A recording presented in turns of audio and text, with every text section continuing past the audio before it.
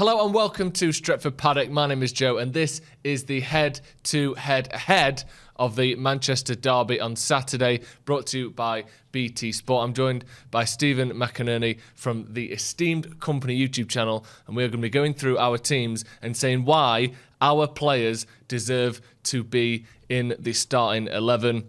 I'm going to be taking you through the United players. Presumably, Stephen, unless you've had some sort of change of heart, you're going to be defending the City players, but maybe after this season so far, you might not. How are you doing, first of all? I'm good, mate. I'm good.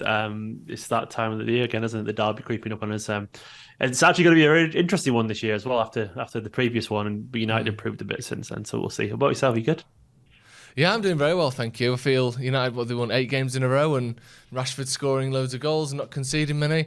And it's still a quiet confidence because obviously we've not won anything for 5 years, so you can't sit here and be too smug. But obviously it looks like things are moving in the right direction for United. Instead of any of this talk of a combined 11, because I know for a fact that neither of us are a fan of combined 11s, we're both just going to sit here and say why we think our team's players are better than the other team's players. So let's start at goalkeeper, one where I might put up slightly less of a fight than other positions. De Gea versus presumably Ederson, I guess you're going to pick? Yeah. What, give me your thoughts right, on that, on those two there.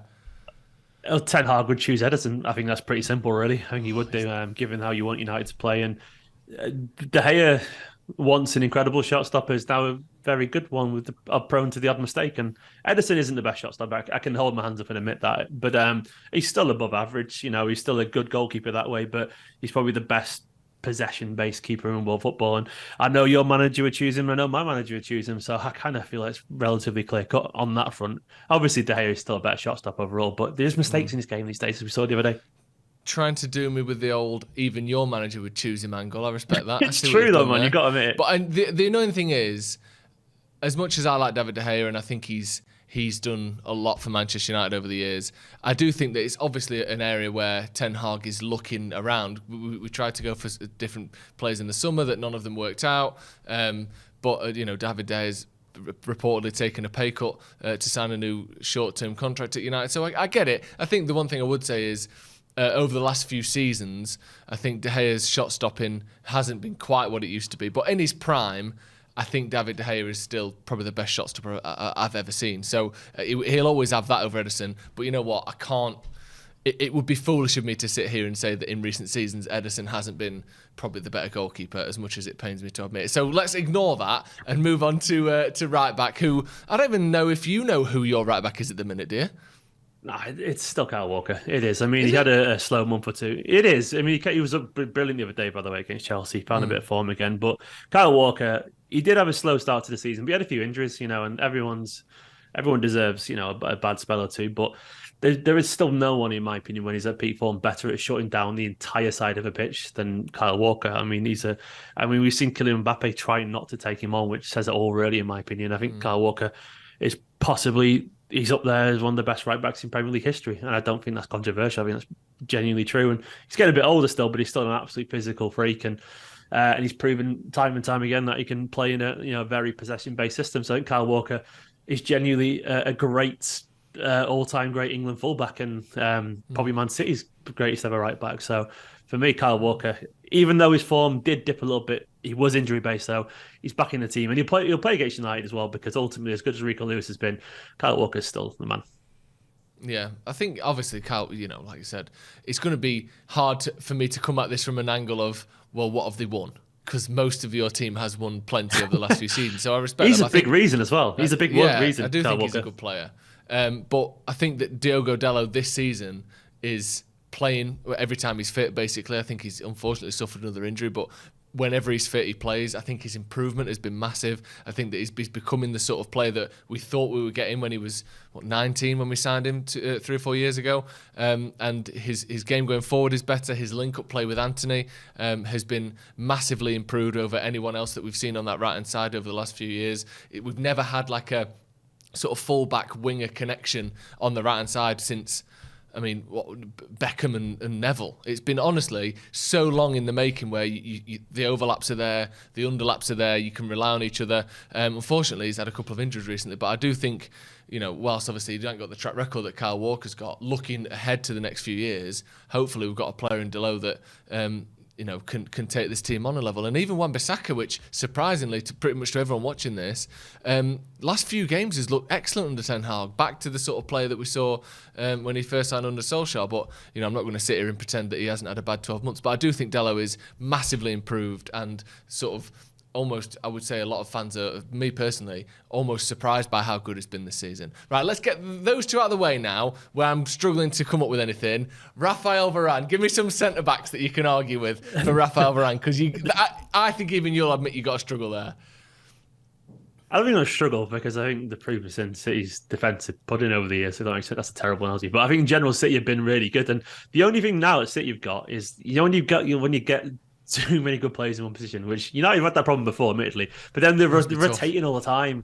But they are rotating so much to keep them all happy that there's so many partnerships. Like there's literally had about, I don't know how many possible partnerships can be when you've got 5 centre backs. I'm sure someone will do the maths. It can't be that many, but still too many, I would say. And we've had Ake, Akanji, Laporte, Stones, Diaz, and they've all been really good. And the only problem is it's constantly changing every single week. So I admit though, for Varane and Martinez are both quality as well. And you can choose any. We'll leave Maguire out of this conversation. Let's be sensible. You can choose any two of those 7 names that we just mentioned. You have a really good defensive partnership. You could do because they're all just very good footballers. Move on to left back then.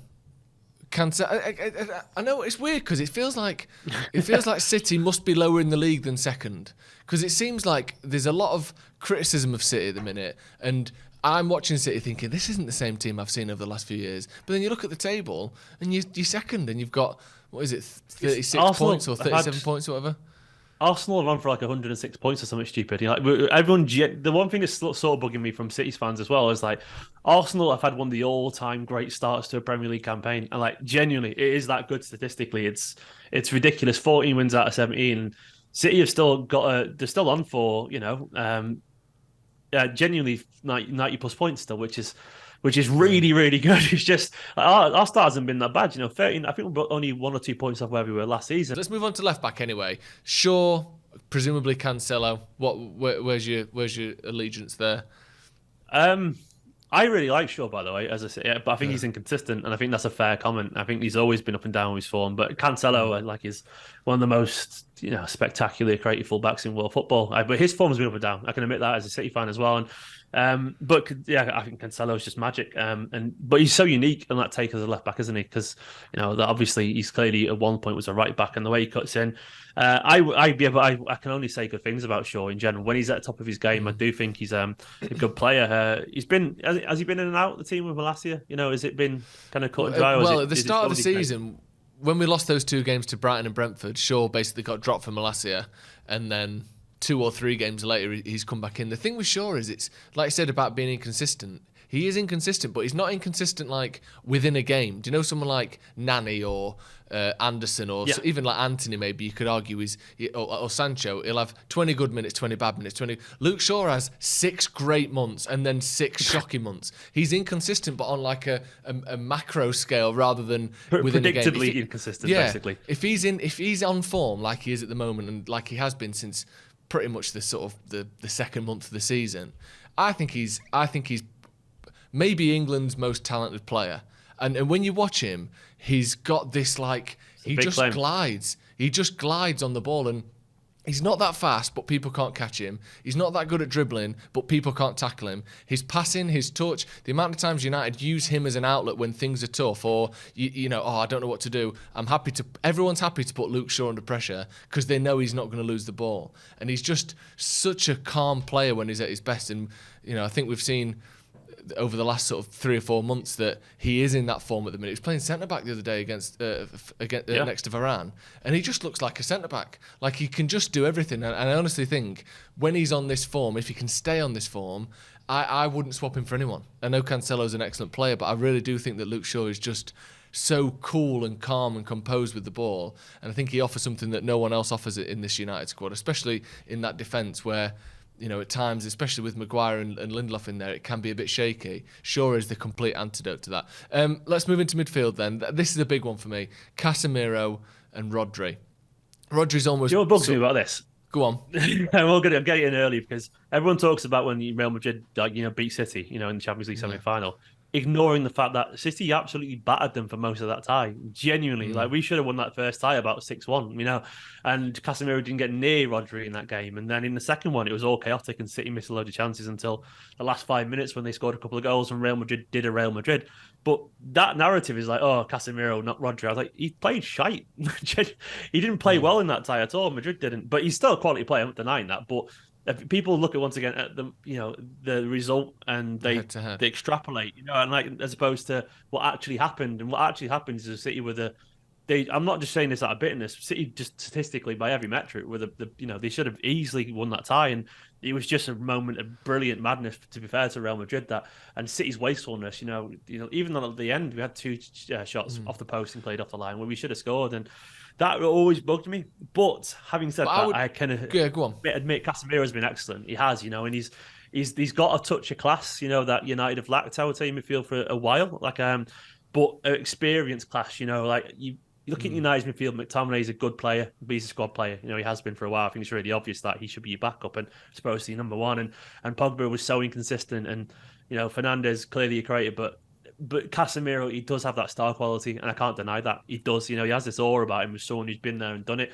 I've got to back my man though, Rodri. I think he's been phenomenal for City, absolutely phenomenal. I've seen him bully players for ages now, and I guess ultimately you can't really be the regular starter at the heart of midfield for Guardiola's team unless you're fucking brilliant, and he is fucking brilliant. He's got the record for the most passes in the Premier League, and these spectacular goals as well. Even the last day of the season, the equaliser against Aston Villa from 20 yards, and the winner against Arsenal controversially, and all this kind of stuff, and goal of the season contenders for us. He's just a wonderful all-round complete player who I think should be City's captain now. I think I rate Rodri that highly. I think he's immense. Let's move forward a bit then. De Bruyne, Bruno Fernandes. Obviously, De Bruyne. I guess you like him, do you? He's all right. I think he's probably City's greatest ever player. I think I rate him that highly. So, Kevin De Bruyne, I don't really need to sell Kevin De Bruyne. He's just a special footballer, and he is good. He's all right, isn't he? He might he just is make good. it. But don't you dare! But I can sense a but, Joe. He is good, but what I will say is, City under Pep Guardiola have a strange habit of performing better when their so-called best players are injured. And I can't explain That's just not true, by the way. That's a stupid, lazy TV narrative. I mean, it just isn't true. Well, I think that was the best I've ever seen Man City. I think the best I've ever seen Man City was that season that Kevin De Bruyne missed a lot of the games. I do think that that's the case, personally. When I watched you controlling games week in, week out, I think players like Sterling and Mahrez and people like that are massively underrated over the last few years of your history, in favour of people like De Bruyne and Diaz, and I even think Kyle Walker is someone that is underrated. And I think that people shine too much light on some of the sort of star players when actually the best thing about, or the reason why you've won so much, is because you can be just as good when they don't play. And I'm not knocking Kevin De Bruyne for that. That's obviously an excellent thing that Pep Guardiola can achieve. But I do think that De Bruyne's influence is massive. But I think you can. I don't know. I feel like you can live without him. I know that is mad. Go on, tell me why I'm wrong. That's probably true, but I think people I watch City more than you, and you watch United more than me naturally. Because we support our own teams and we don't really massively tune in always. But I think what a lot of people don't really realise about De Bruyne, what is his very best, because they see the highlights, they see the system. He's an absolute machine. When he's really on it, I've seen him. Be the best player on the pitch against world-class teams countless times. Times. I've seen him, dominate in midfield against United, against Liverpool, against Chelsea, where he's running and creating so many chances, and he's bulldozing past people, and he's running back. And I remember a particular game, back in April, May, April, was it May? Well, when City played Liverpool, and it ended up 2-2, and Liverpool were lucky to draw that, but De Bruyne was everywhere, man. He was by far and away the best player on the pitch, and that was Liverpool. That was a good Liverpool side before they collapsed as well. And he was just physical and he was powerful, and he was just an absolute a man mountain of a player. And I think people don't realize how hard De Bruyne works when he's at his very best in Man City. He is getting on a bit, by the way. I can admit that now. He's getting older, but he's still capable. I mean, even recently when we played Fulham, we went down to 10 men. KDB was insane. Like, and he left everything on the pitch. He was running everywhere. He was creating chance after chance after chance after chance, and ended up being involved in the winner. It's just, but KDB, like, I agree that City in terms of control maybe can play better. Potentially in terms of control maybe with Bernardo Silva and Gundogan on the pitch. But in terms of sheer big game moments, I mean, I've lost count of how many he's had for us, scoring spectacular goals against, Chelsea and whatever. And obviously winning games against United before, I've seen him do that and whatever. He's obviously a great player, but, he's no Bruno Fernandes, is he? And I think we can all agree with that. Moving on then, Christian Eriksen, who even is the third player in your midfield? Because it's probably Bernardo Silva in a big game. It's Gundo or Bernardo, but I would say in a big game it's probably Bernardo Silva, because Bernardo Silva is world class, and he's just he's Kante and David Silva mixed into one player, in the big game. So it's Bernardo Silva for me. He's Kante and David Silva mixed into one player. I think both of them would argue that. Interesting. I think that's. Probably... I honestly believe that he's immense. He's the kind of player, and we all have those who goes sort of underappreciated because he's not a numbers guy, but he's just everywhere. He runs more than anyone on the pitch. Always does. Genuinely, he's ran more than Kante on the pitch plenty of times in games. So that says it all. And but so Fred's ran more than everyone on the pitch before as well. It doesn't. But I'm saying against Kante. That's what I'm saying. Like. No, it doesn't. But when you've also got his ability on the ball as well, that makes you pretty good too. And Bernardo Silva is, he starts for anyone in the world. He does. Everyone starts Bernardo Silva. So Ten Hag would start Bernardo Silva. He's miles better than Eriksen, with all due respect to Eriksen. Eriksen's a good footballer. You say that, but I think you say that, but I don't necessarily think that he is miles better. I think that he's obviously a very good player, and I think that probably technically he can, he's a better dribbler. I think he brings the ball forward better than Eriksen does. But I think that Eriksen has done what he's done this season to balance our midfield compared to where it has been in recent seasons.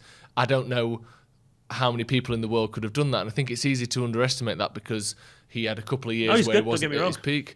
Eriksen, I think only De Bruyne has got more assists than Eriksen this season so far. So it's not as though he doesn't have that output as well. And I think as well, if you look back 2 or 3 seasons, Eriksen, it was kind of talked of as Eriksen and Hazard, and at that time Alexis Sanchez 3 or 4 years ago, who were 3 of the best players in the Premier League. Maybe those 3 were the best at that time. So it's not like he's someone that has never been a top player. And I think he is underestimated a lot, Eriksen. And he maybe isn't quite the player he was then, but I do think that it just so happens that he balances a midfield of Bruno Fernandes with his sort of erratic, constantly trying to get the ball in behind, Casemiro with his more sort of measured play. You've got Eriksen there who's knitting it all together, making those triangles all over the pitch. I think he, maybe Bernardo Silva is a better sort of technical player, but I don't necessarily think that he would have made United better the way Eriksen has. Maybe he would, but I wouldn't risk swapping him, if you know what I mean, because I've seen how bad United's midfield has been over the last few years, so I'm taking Eriksen over anyone at the minute.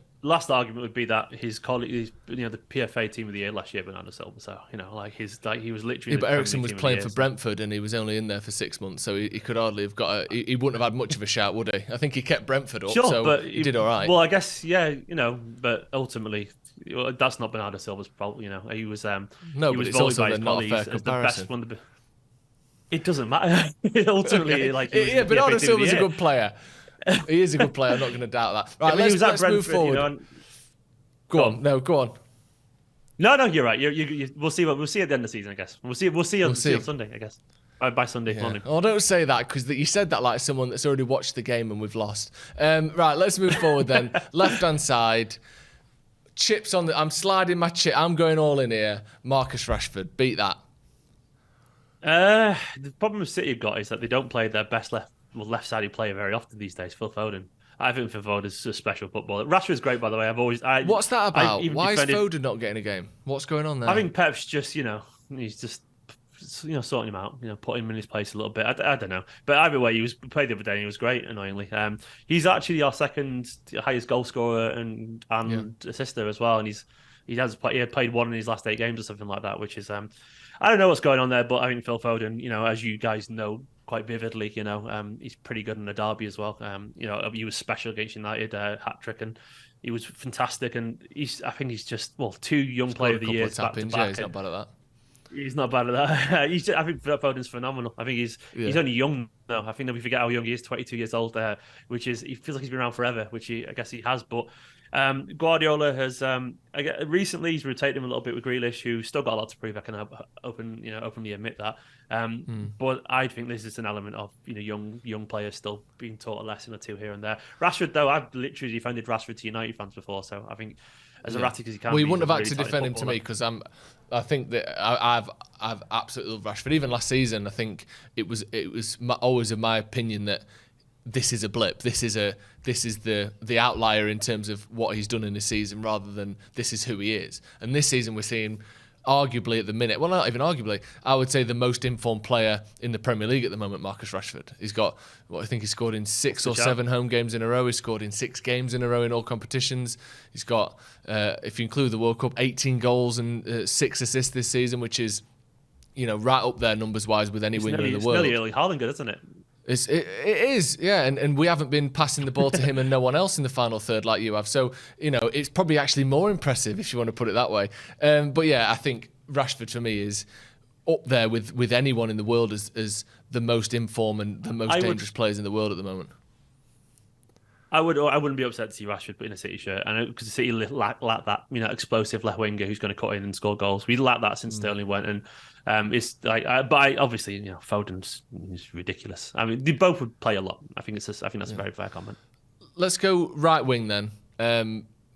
I'll Anthony's the one who's starting for United at the minute, who, again, he seems to be sort of dividing opinion a little bit, but he keeps scoring goals, he keeps winning us games and being influential in games, and yet he still has this kind of air of doubt about him. He don't like to use his right foot, he likes to cut inside you. Obviously, you saw it, one of the few highlights of that game for United, and there weren't many, was obviously Anthony's goal against City, but people are, I don't know, it feels like people have decided that he's nanny already and they're not going to change their view on that. What do you make of him? He looks all right. I don't think he's set the world alight so far. He's clearly talented. I do think the caution's fair, especially once again given the fee and all that, because it was a lot of money. And we don't want him to become a Jack Grealish, would we? That's the worry. Yeah, exactly. Yeah, I don't think he's looked special though. And if you can say that about Grealish, we can probably say that about Anthony too. I don't think either of them look special so far. They both looked pretty good. I do think this one of those is dry with Mahrez. I mean, Mahrez has 24 goals last season. He's got 8 in 22 this season so far, and he did actually have a slow start. But Mahrez recently has been fantastic. He's really stepped up his game, and I think once again, I think Mahrez would start for both sides as well. That experience, that know-how, and Anthony, I guess he would aim to achieve what Mahrez has achieved, and I think that's probably a fair comment, given that Mahrez, literally at one point Premier League Player of the Year at Leicester, and he's come to Manchester City and continuously scored goals. And the thing I love about Mahrez as well, he tends to, there's a thing about City fans is like Mahrez in gloves is a thing. Like when he steps up in winter, he tends to step up in winter for some reason. I think he takes a little bit of time to get going, but then he just seems to love the dark nights with the floodlights up and he's scoring goals, and like he always seems to step up at this time of year. And I love that, because that's when the most important time of the year is, isn't it? When it gets busy towards the end of the season. And right now, I sort of thought form was looking a bit concerning as he was getting a bit older. How old is he now? 31. And I thought he was going to slow down a little bit, but he's found his form again over the past month and scoring some quality goals, like the free kick against Chelsea the other day. But he was general all-round play as well, and he's creating so much and drifting centrally, and he has the look of a guy who knows he's a senior player, but kind of sort of enjoys it. Speaking of quality goals, let's move to the number 9 position. I'm just going to read you some stats here, and people love stats when it comes to Erling Haaland. Erling Haaland, 21 Premier League goals. Anthony Martial, 59 Premier League goals. So you tell me who's the more prolific striker, because he's got almost 3 times the amount of goals that Erling Haaland's got. So maybe you like him for now, but he hasn't got that. Is Weghorst, isn't it? Let's be honest. Weghorst and Haaland. Let's see how that goes so early. It's Haaland. He's probably Haaland, Alvarez, and then probably I won't accept. I'll give you Haaland. Alvarez is a better player than Martial, man. If you ever played a game, you might find out. It's easy to say that when you're playing. We've seen them plenty of players down the years from Man United in title-winning teams where you could almost put anyone in those positions and they do well. He would start for United. I'm not saying that he wouldn't start for us right now, but to say that Anthony Martial at his best hasn't done more than Alvarez is, I think, Isn't ludicrous. he like in the peak of inconsistency? You know, Martial. Like he would. I would. Yeah, but he's been in a team that has also be been the peak of inconsistency. You can put a half decent striker. He's a big part of that. Well, we saw players like Chicharito and Danny Welbeck scoring goals for Manchester United, and people that aren't necessarily the best strikers in the world or the best midfielders in the world play and slot into teams when players are injured or when you need them, because you've got a good manager, a good system and excellent players around them. Anthony Martial's never had that at United. He came into United when we were at our worst and we haven't got any better since. So yes, he's been inconsistent, but what do you expect from a player that is playing in the most inconsistent Man United of the last 40 years? I'm not saying Anthony Martial's a world-class player, but he's certainly done more than Alvarez. He scored in FA Cup semi-finals. He's done stuff.